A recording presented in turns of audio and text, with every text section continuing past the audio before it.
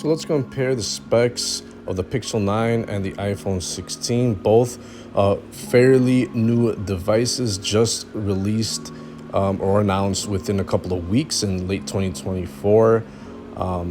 These are very, very good flagships, lots of great specs. So let's break it down and see what we could find, what are the differences, and which one would be better for you if you were to pick one up. And in my case, I really want to nitpick certain aspects of these phones. So the first thing we're going to touch on is going to be the price. Both of these are technically $800, $799, but the iPhone 16, if you were to buy it fully unlocked without any carriers, it's going to cost you an extra $30 right there.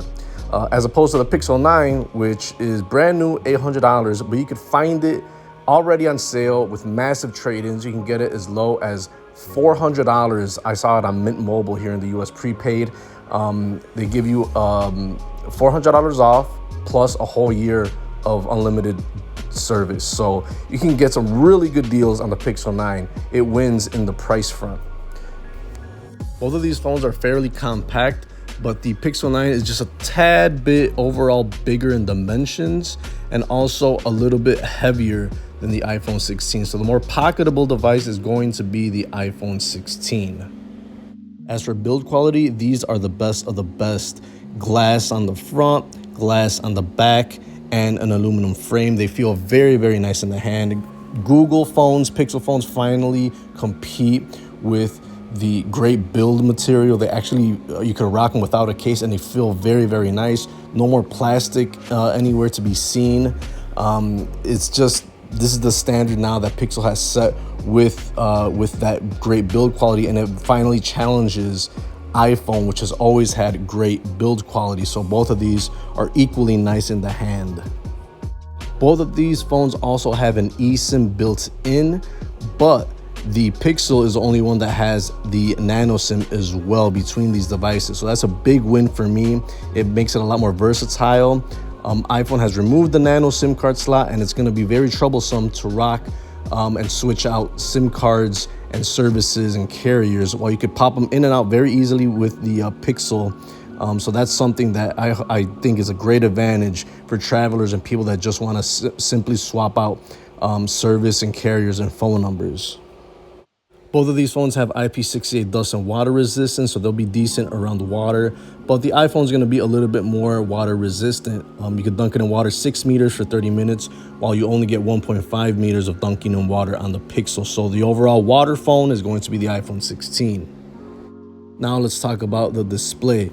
The Pixel 9 has a 6.3-inch display, a little bit more screen real estate than the 6.1 inches on the iPhone. But the Pixel 9 has a very nice, crisp 120 hertz refresh rate, which is a lot smoother, a lot faster than the old, outdated 60 hertz refresh rate on the iPhone 16. Also, the Pixel 9 is just a brighter device overall with 2700 nits of peak brightness, while you only get that around 2000 peak brightness on the iPhone. So if you're gonna rock the phone outside and you want to look at it, the Pixel is gonna be way better. Both of these have similar bezels, very, very thin. So it's a tie right there. Resolution, both of these have a 1080p display. It's just a little bit better on the iPhone, but both of these, you couldn't really tell. They both have quality, crisp resolution displays. And a bonus on the Pixel 9 display is that it has an always on display, something that is only found still only on the iPhone Pro. So you can get quick notifications and the time always on the Pixel 9. As for software updates, both of these are really great with software. You got pure Android with the Pixel, and obviously you have clean iOS on the iPhone. And now for the past 2 years, the Pixel 9 and Pixel 8, they have 7 years of Android updates, so they're finally on par with iPhone. So software updates will not be a problem on either of these devices. Chipset, you have a powerful Tensor G4 on the Pixel 9, and you have the new Apple A18 on the iPhone, and both of these will do more than enough for everyday people, and they don't do bad either on gaming or high-end performance. So most people are not going to find any issues running their day-to-day apps and using the phone on a regular basis without any issues. Now for storage, both of these start off at 128 gigs of internal storage, no expandable storage on either of these. I do find that kind of low for the price that you're paying in 2024. Even though it's more than enough, but I think they could afford to give you a little bit more storage now.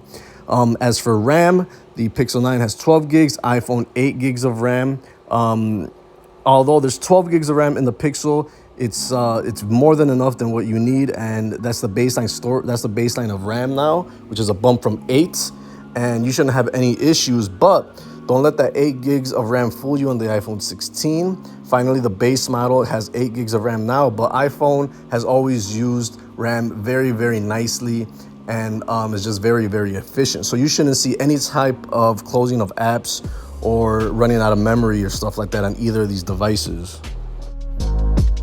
Next is the cameras, and both of these phones have super awesome cameras. Both of these have 2 cameras in the back. They both shoot in 4K. They both have ultra wide. One is 50 megapixels on the Pixel, 48 megapixels on the iPhone for the main sensor. 48 megapixel ultra wide on the Pixel, 12 megapixel ultra wide on the iPhone. And just take out those specs. Both of these are the best of the best in camera quality. You will not be disappointed with the camera quality and video quality on either of these devices. Also, the selfie camera is nice and crispy on both at 4K. You have Bluetooth 5.3 on both of these. Neither of these have a headphone jack, but both of these do have USB Type-C for charging. As for unlocking the device, very interesting here. The Pixel 9 has a fingerprint reader under the display. It's ultrasonic, so it's very responsive. It's an upgrade from the previous year. You have Face ID on the iPhone 16. Very, very nice, very fast, very fluid.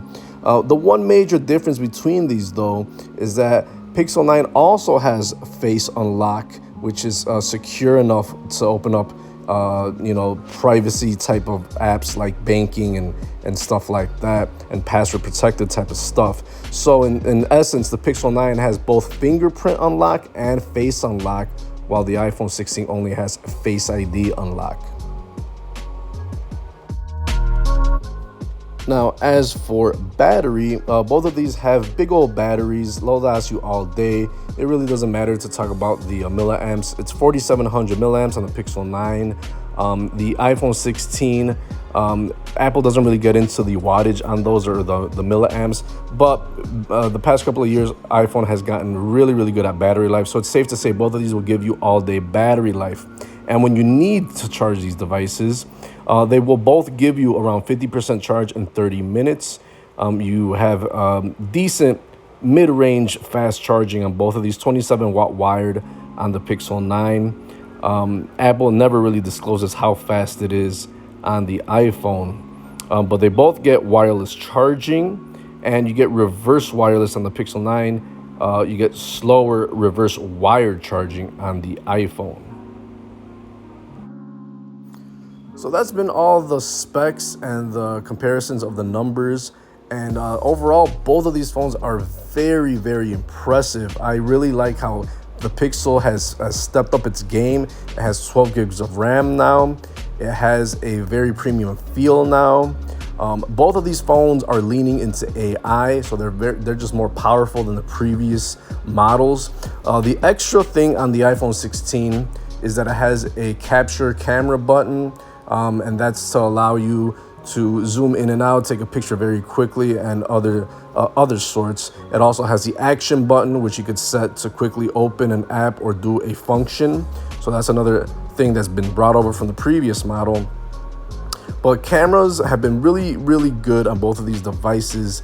That's the one aspect where phone manufacturers are pushing the envelope, is the camera quality, and both of these do not disappoint. Especially Google with the new software and the Pixels.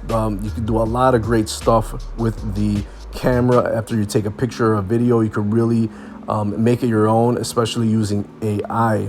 But the iPhone 16 also is pushing into the AR market and machine learning and Apple Intelligence. So you're getting a lot of almost the same features on the Pixel, but I think overall the Pixel does a lot more practical things, more things that people would use. So in the that's kind of tied into the software almost. But from a pure, hardware standpoint, both of these are very impressive. But keep in mind that the Pixel 9, you can save a lot more money, it'll be a lot more flexible with your purchase. I guess it really comes down to if you want iOS or Android, because hardware-wise, both of these are very powerful devices. They get a lot of updates on their software, and just simply put, they are just the best of the best with the cameras. So these very, very powerful phones compared to each other more than ever now. So that's been my take on the Pixel 9 and the iPhone 16.